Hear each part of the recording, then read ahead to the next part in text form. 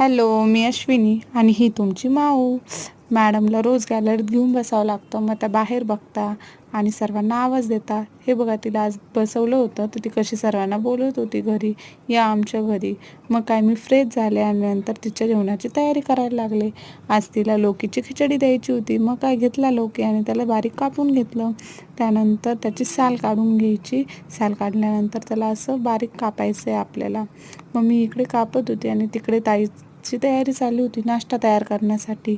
आज आम्ही पोहे बनवणार होतो, पण ही माऊ थोडी त्यांना काही बनवू देते. ती लगेच माझ्याकडे आली. मग काय, ताईने तिला उचलून घेतलं. तिला असं वाटतं ह्या दोघी जर कुठे गेल्या तर तिला पण यायचं असतं. आणि बघा, ती माझ्याकडे कशी रागाने बघत होती. तिला वाटत होतं मी तिला घ्यायला पाहिजे, पण तिच्या मागेच राहावं लागतं सकाळी उठल्यापासून. आणि ती स्वतःलाच मोबाईलमध्ये बघून टाळ्या वाजवत होती. ताईने तिला घेतलं तोपर्यंत ती परत माझ्याकडे रिटर्न आली. मग काय, ताईने इकडे पोहे करायला घेतले आणि माऊला तिच्या पप्पाकडे दिलं. आणि मी इकडे फोडणीची तयारी करत होती.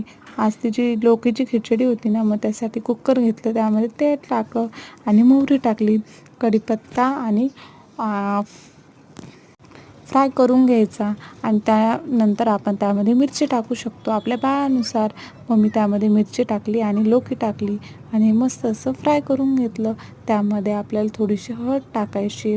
हळद टाकल्यानंतर आपण त्यामध्ये पाणी टाकायचं आहे.